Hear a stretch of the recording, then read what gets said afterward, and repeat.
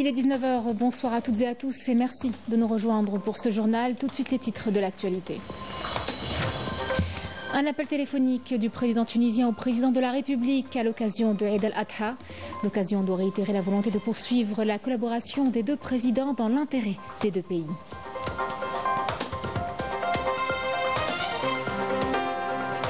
Veille de Eid al-Adha, les pèlerins se sont rassemblés au mont Arafat dès l'aube de ce 9e jour de Dhul Hijjah 1440. Des millions de musulmans ont prié, invoqué et demandé le pardon divin dans une atmosphère empreinte de foi et de recueillement. Le pays s'imprègne pleinement de l'esprit de cette fête religieuse. L'heure était aujourd'hui aux derniers achats et préparatifs logistiques. Illustration du côté d'Oran et pour faciliter les déplacements des citoyens à travers le pays, un dispositif spécial a été mis en place au niveau des gares routières.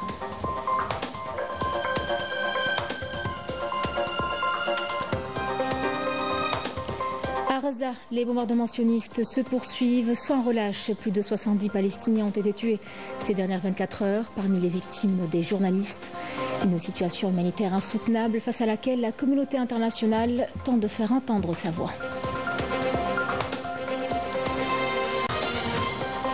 Nouvelle impulsion pour les liaisons maritimes entre l'Algérie et l'Europe avec une ligne reliant Alger au port de Sète en France. Une première traversée a eu lieu avec à son bord près d'1 millier de passagers. Une nouvelle ligne qui semble annoncer d'autres dans les prochaines semaines.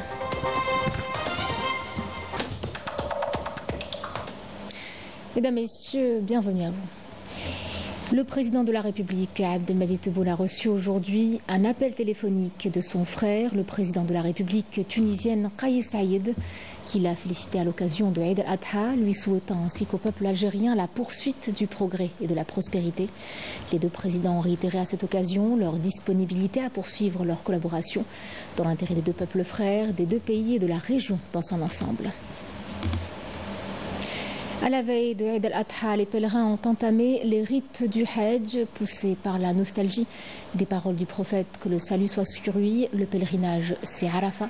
Ils se sont rassemblés au mont Arafat dès l'aube du 9e jour de Dhul Hijjah 1440, dans une atmosphère empreinte de foi, de profond recueillement et de sérénité.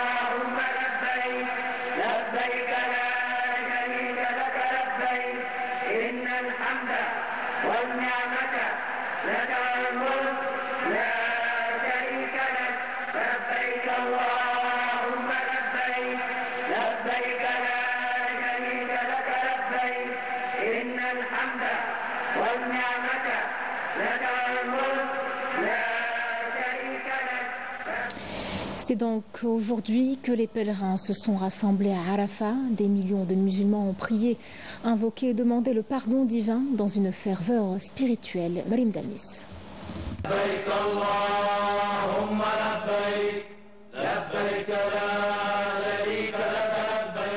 Aujourd'hui, les pèlerins ont vécu l'étape la plus importante du Hajj, la station au mont Arafat.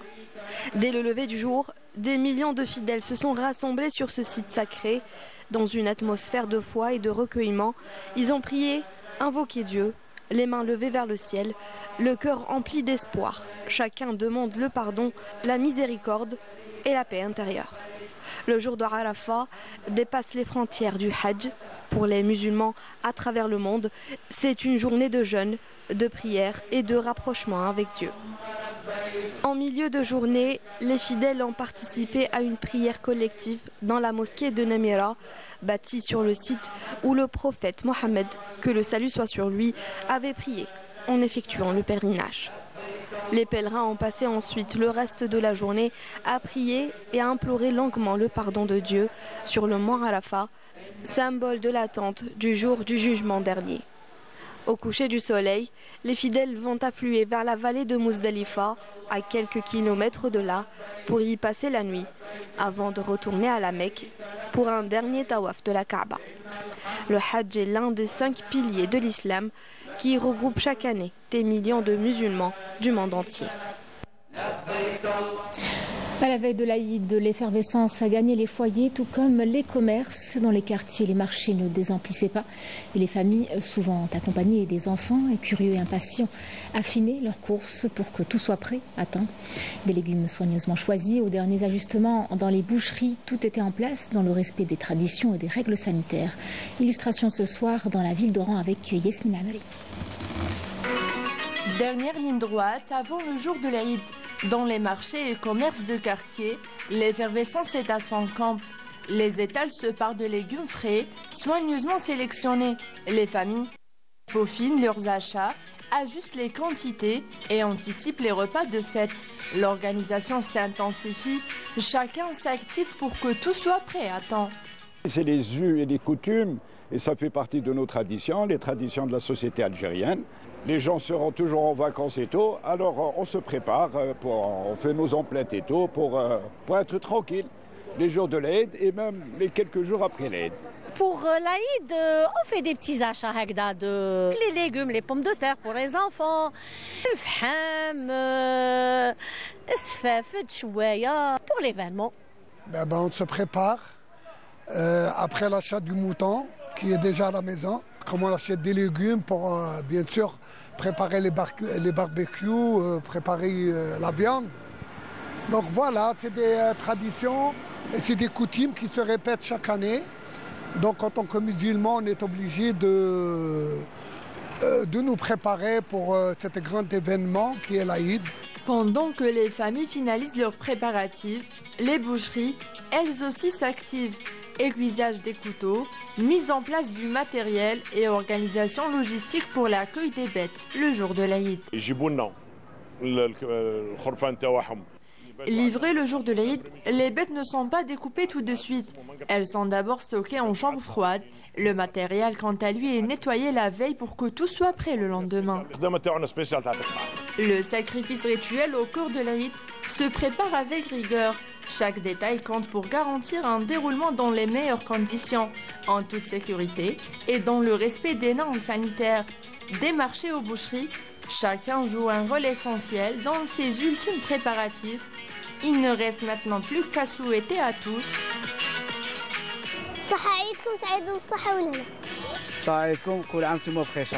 Je vous souhaite aussi Aïd Moubarak. وكل عام وهم بخير ان شاء الله. عيدكم مبارك ان شاء الله وان شاء الله قعدنا سعيد بخير على خير ان شاء الله. Et pour ce qui est des transports, un dispositif exceptionnel a été mis en place à travers l'ensemble des gares routières du pays pour faciliter les déplacements des citoyens. L'entreprise en charge de l'exploitation et de la gestion des gares a renforcé ses capacités, adapté ses horaires et mobilisé des équipes supplémentaires pour répondre à l'affluence attendue. De quoi garantir un transport fluide, sécurisé et accessible à tous. Walid Yousfi. À l'occasion de Eid al-Adha, l'entreprise d'exploitation et de gestion des gares routières met les bouchées doubles pour répondre à l'affluence attendue des voyageurs. Durant les fêtes de l'Aïd, l'entreprise enregistre une affluence accrue des voyageurs. Heureusement, grâce à ce plan spécial Eid al-Adha, le transport est disponible pour tout le monde. Toutes les destinations sont desservies. Les voyageurs seront pris en charge selon un programme tracé par l'entreprise. Je travaille ici et je suis venu pour prendre un billet aller-retour destination Béjaïa. Le transport est assuré vers les 58 wilayas. L'objectif est donc de faciliter le transport en offrant des formules adaptées aux besoins des voyageurs. Nous avons renforcé nos dessertes à plus de 2650 voyages qui seront répartis sur les 2 premières semaines de l'Aïd. Ajoutez à cela le renforcement du nombre de guichets avec 394 guichets en plus pour la vente de billets sur place. 70 guichets sont exclusivement dédiés à la vente par carte Dahabia et carte bancaire afin d'encourager les citoyens à utiliser les différents modes de paiement. Garantir le confort des voyageurs avant, pendant et après Aïd al-Adha, un objectif majeur que l'entreprise d'exploitation et de gestion des gares routières s'est fixé.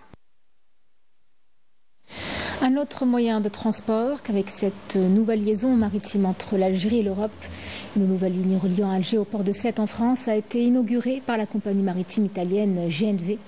Une première traversée a été effectuée avec près d'1 millier de passagers à bord. Une initiative qui a été saluée des 2 côtés de la Méditerranée et qui semble annoncer d'autres dans les prochaines semaines, notamment en prévision de la saison estivale. Amira Sefta. La compagnie italienne GNV a officiellement lancé sa première ligne reliant le port de Sète dans le sud de la France à Alger. Une deuxième ligne sera bientôt ouverte entre le port de Sète et Béjaïa. À bord de la première traversée, près de 950 passagers, plus de 650 véhicules et une ambiance chargée d'émotions, notamment avec les fêtes de l'Aïd. Les voyageurs ont salué cette initiative, affirmant que cette ligne offre une plus grande flexibilité dans leurs déplacements entre l'Algérie et la France. C'est un honneur pour nous d'être ici aujourd'hui avec le premier escale de GNV en Algérie. C'est un honneur d'avoir l'opportunité de connecter l'Algérie avec la côte sud de l'Europe. Notre but, c'est de vraiment contribuer à le développement économique et social du pays et mettant à disposition notre savoir-faire depuis 20 ans d'activité dans la Méditerranée. Donc c'est pour la première fois. Je pense que c'est une excellente nouvelle pour le pays, et pour la diaspora algérienne en France. L'inauguration de cette ligne de transport maritime vient renforcer les services offerts à notre communauté nationale établie à l'étranger, notamment avec l'approche de la saison estivale. Le lancement de cette nouvelle ligne s'inscrit dans une volonté claire de renforcer les échanges et de faciliter les déplacements des voyageurs entre les 2 rives de la Méditerranée. La dépouille du moudjahid défunt Mustapha Boudina, président de l'Association nationale des anciens condamnés à mort, a été inhumée aujourd'hui après la prière d'El Asr au cimetière d'El Alia. Les funérailles se sont déroulées en présence du président du Conseil de la Nation, Azzouz Nasri, du directeur de cabinet à la présidence de la République, Boualem Boualem, du ministre des Moudjahidines et des Ayants droit, du ministre de la Communication, du ministre d'État, ministre de l'Énergie et des Mines, du ministre de la Justice, du ministre des Ressources en eau, du ministre de l'Habitat ainsi que du secrétaire général du gouvernement, en plus des Moudjahidines et des amis du défunt.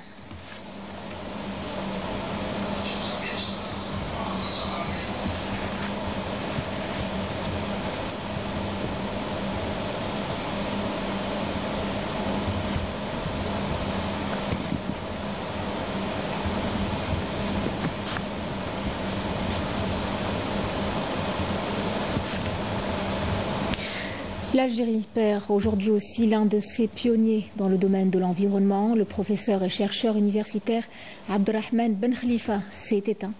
Il fait partie des tout premiers experts à avoir contribué à la création d'un cadre scientifique dédié à l'environnement en Algérie.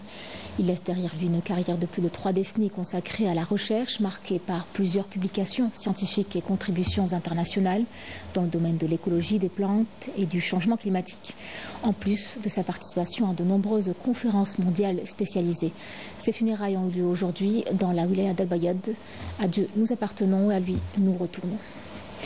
Et puis ce communiqué du ministère de la Défense nationale suite à l'opération de recherche et de ratissage effectuée par des détachements de l'armée nationale populaire mardi dernier dans la zone de Oued Boutran au secteur militaire de Khenchla en 5e région militaire et qui s'est soldée par l'élimination de 2 terroristes et la récupération de 2 pistolets mitrailleurs de type Kalachnikov et d'une quantité de munitions. L'opération d'identification a permis de déterminer l'identité de l'un des terroristes abattus. Il s'agit en l'occurrence du terroriste Mrihi Abdelrahman alias Hudayfa Abou Bouchra qui avait rallié les groupes terroristes en 2007 où il était émir au sein d'un groupe terroriste activant dans l'est du pays. et de Haddad el-Hashmi alias Hamza el-Soufi qui avait rallié les groupes terroristes en 2006. Les deux terroristes étaient considérés comme émirs au sein de groupes terroristes activant à l'est du pays, tous les deux. À Gaza, les bombardements sionistes se poursuivent sans relâche. Rien que ces dernières 24 heures, plusieurs dizaines de Palestiniens ont été tués et des centaines de blessés. Et parmi les victimes, 4 journalistes. Les tirs ne laissent à vrai dire aucun répit, touchant même les abris les plus précaires dans les camps de réfugiés. Résultat, les enfants payent un lourd tribut dans une extrême famine. Une situation humanitaire insoutenable et un drame face auquel la communauté internationale tente de faire entendre sa voix. Raouf Hamouche. Une nouvelle journée meurtrière à Gaza. En 24 heures, au moins 70 Palestiniens sont tombés en martyrs et près de 200 blessés. 4 journalistes palestiniens figurent parmi les victimes, fauchés par une frappe de drone dans la cour de l'hôpital Ahli. De jour comme de nuit, les frappes meurtrières de l'armée d'occupation s'abattent sur les camps de réfugiés palestiniens. Les roquettes et missiles visent même les abris de fortune, faisant davantage de morts, essentiellement des enfants. Pour ceux qui survivent aux bombes, ils sont anéantis par la famine. La crise humanitaire a atteint un point de non-retour. Et malgré ce chaos, les États-Unis restent opposés à un cessez-le-feu, ce qui a provoqué une condamnation chez plusieurs pays comme la Chine, le Pakistan ou encore le Royaume-Uni.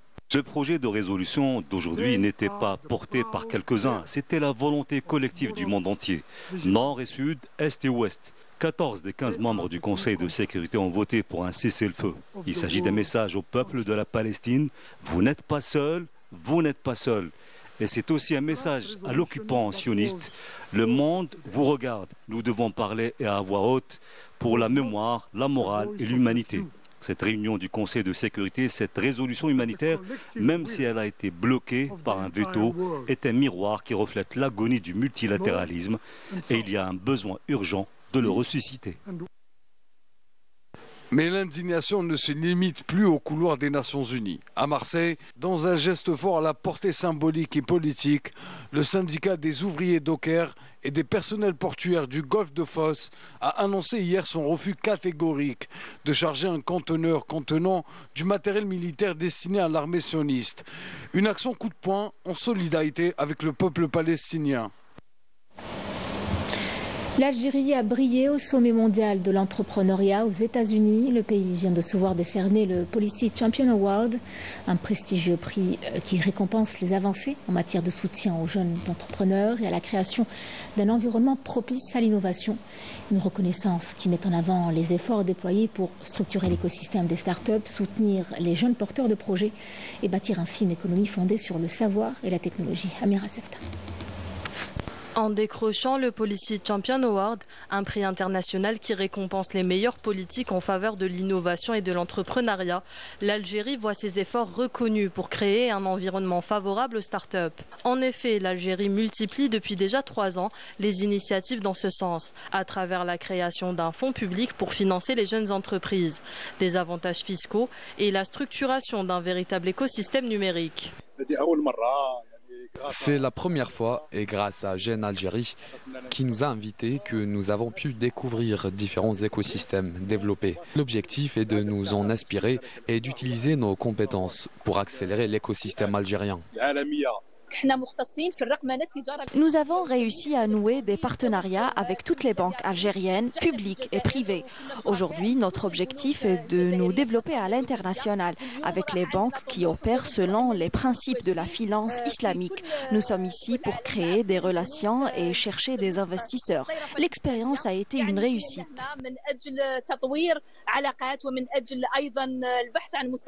Cette reconnaissance intervient après la conférence africaine des startups tenue récemment à Alger, un événement qui a réuni des acteurs venus de tout le continent pour partager leurs expériences. Nous représentons l'Algérie au sommet mondial de l'entrepreneuriat ici aux États-Unis. C'est le fruit des efforts faits pour structurer l'écosystème national et encourager les jeunes à innover. À travers ces actions, l'Algérie change de cap. D'un pays importateur de technologie, elle devient un acteur dans l'économie du savoir, portée par l'ambition et la détermination de sa jeunesse. Au cœur du musée du Bardo, une exposition sobre et puissante d'en avoir un pan précieux de notre patrimoine, à savoir l'art rupestre. Depuis le 25 mai, date symbolique de la Journée mondiale de l'Afrique, les visiteurs sont invités à redécouvrir ces gravures millénaires, témoins silencieux de la vie de nos ancêtres à travers le Sahara. Une immersion dans un passé inscrit dans la pierre avec Lamia Boudbouda. Intitulée L'art rupestre, un art d'un autre temps.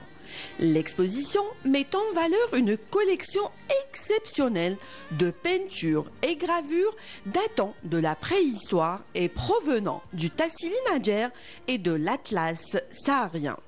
L'art rupestre en Algérie, avec son Tassili, patrimoine, le premier site de l'art rupestre classé dans le continent africain par l'UNESCO comme patrimoine de l'humanité, avec ses sites célèbres, ses phares, Tamajart, avec, sans oublier le char de Tamajart qui est exposé au public aujourd'hui.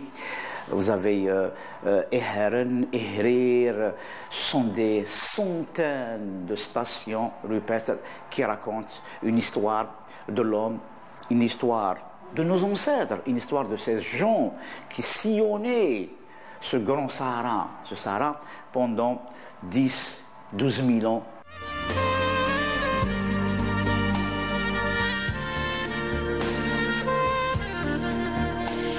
L'exposition plonge le visiteur dans un voyage fascinant à travers le temps en mettant en scène ces témoins muets du passé. Et au-delà de leur valeur artistique et autant que vestige archéologique, elle nous offre de précieux indices sur le mode de vie, la structure sociale, les croyances, rites et rituels de leurs créateurs. Un langage visuel des plus anciennes populations de l'Afrique.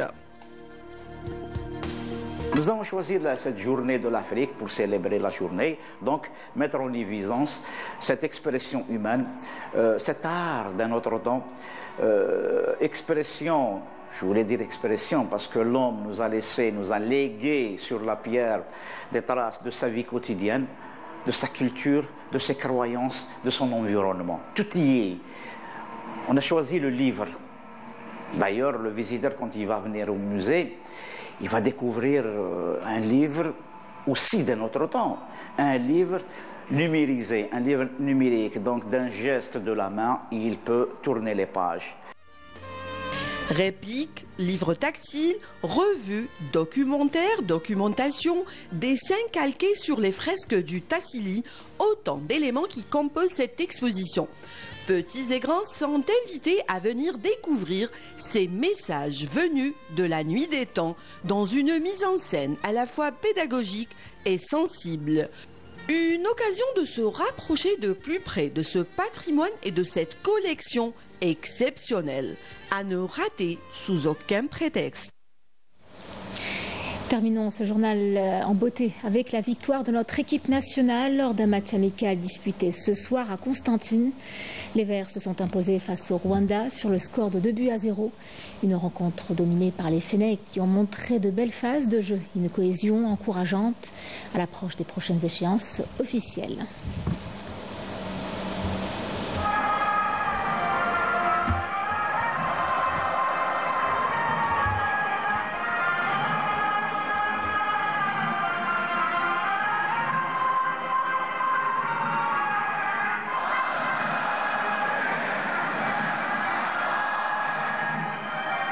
متتالية وكرة لهشام بوداوي من جهته مع لوجيسينيس يلعب المباراة التصفية ممتازة والهدف هوب هوب هوب هوب هوب هوب هوب ممتازة يوسف بلايلي يسجل الهدف الأول للمنتخب الجزائري بعد عمل رائع. هاي الإعادة الهدف الثاني والكيفية لاسيست رائع جدا من بلايلي وهدف أيضا جميل جدا من حد. C'est la fin de ce journal. Merci à vous de l'avoir suivi. Je vous souhaite une excellente soirée avec la suite de notre programme sur Canal Algérie. Et je vous retrouve pour le journal de 19h demain.